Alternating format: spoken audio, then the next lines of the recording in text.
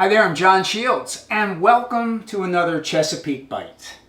We're getting towards the end of the summer, and that means kind of the end of the crab season. Many of you think that, well, it's Labor Day and we don't want crabs anymore.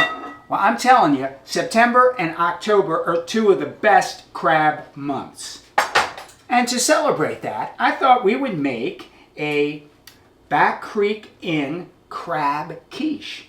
It's actually pretty simple to do, and it'll bring in, I'm going to add a couple things, some corn, some tomatoes, because again, even in September into October, around our neighborhoods here, you can still find some lovely sweet corn and ripe, beautiful tomatoes. So I just got, don't you tell anybody, a little bit of store-bought pie, because I didn't have time to do my crust.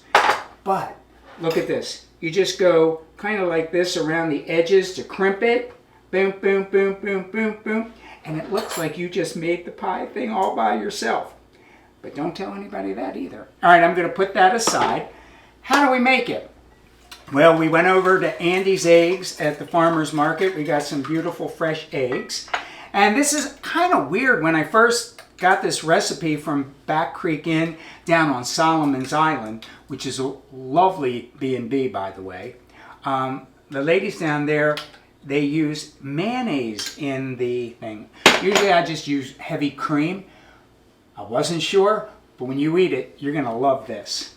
So basically, this is the base. You have a little bit of mayonnaise, you have some whole eggs in there. And then it's really preferable if you can use some fresh thyme. It's like perfume. It is so good. So I'm going to whisk that around.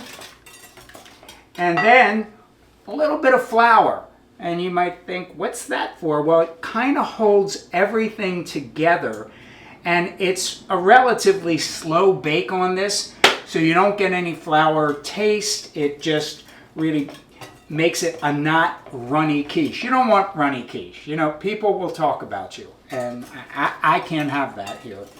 All right, so I got that right there. I'm going to put a little bit of freshly ground black pepper in there. And then we'll put in some of the big major ingredients. I have a couple cups of grated cheese. So you can use Gruyere cheese, Swiss cheese. I'd like to use a sharp cheese from Vroom's Bloom Dairy. They make a phenomenal sharp cheddar. But whatever you like, just go for it. It's a cheesy kind of pie here. So you get a couple cups of that in. If you want to go a little lighter on the cheese, it's not a problem. You could put half that amount in. It still work fine. We have some red onion. Now, I like to slice this really, really fine. The reason being, as the quiche bakes, it kind of melts into it. So you don't have any great big pieces of the onion in there. Now, in the original recipe, there is no corn and there is no tomatoes. But I just thought this time of the year, we get a little bit of that in. And we stopped by Glenville Hollow Farms. And I don't know if any of you have been to that farm before, but I tell you, they had the best corn this summer. It was like unbelievable. And they also they didn't make them, they grew some beautiful tomatoes. And so it's really just about a half a cup of each of those, just to give a little extra flavor and color to our crab quiche. Okay, dun dun dun dun dun. It's the star of the show. This would be Maryland lump crab meat. This is from J.M. Clayton down in Cambridge, Maryland. And oh my God, this is some of the best crab meat in the world. I heard that the blue crab has gotten loose in Italy right now, and they're going crazy and they don't know what to do. So I hope that we can get this Chesapeake Bites over to them, help them out, You can use it in pasta, for God's sake. All right, I'm going to put the crab right in there. All right, so far, not so difficult, huh? I better wash my hands a little bit. Now, all we really need to do to finish this up is folding. Everything's kind of mixed.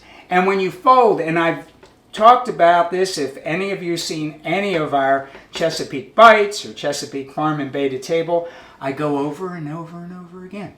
When you're working with crab and you're working with any kind of mixtures or crab cake, you fold very, very gently, because we did get some of the best crab in the world, and we did get the lump crab, and so you want to try to make sure those lumps don't all fall apart. So be very gentle. Okay. Next, here's the pie crust. I'm going to just put this in here. And I preheated the oven to like 350 degrees. And the entire process should take about 40 to 50 minutes. And we're going to make sure that kind of it, number one, it looks done. And number two, that when we put a knife into it, that it comes out clean. So that's pretty much it. So I just sort of smooth this all around like that. Woo, this is a pretty pie. Okay, got it? This is what we have. I'm going to stick this in the oven, and then we'll take a look at it in about 40 minutes or so. It's always hard to be patient while these things bake.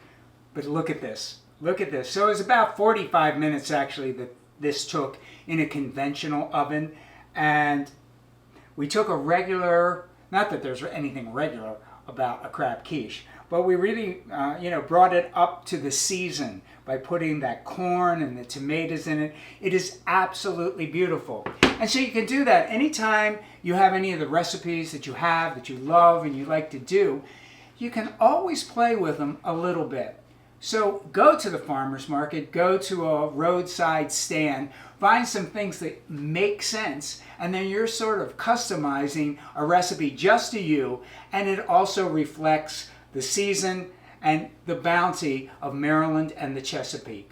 So, as we always say here at Chesapeake Bites, get ye to the farmer's market, bring some friends and family over, and share the best of what we have. Thanks so much for watching. We hope that you got some ideas to recreate in your own kitchen and learned a little something along the way. For more information on our common table and our mission to eat well, protect our environment, and rebuild the local food economy one dish at a time, check out our website and join us on social media.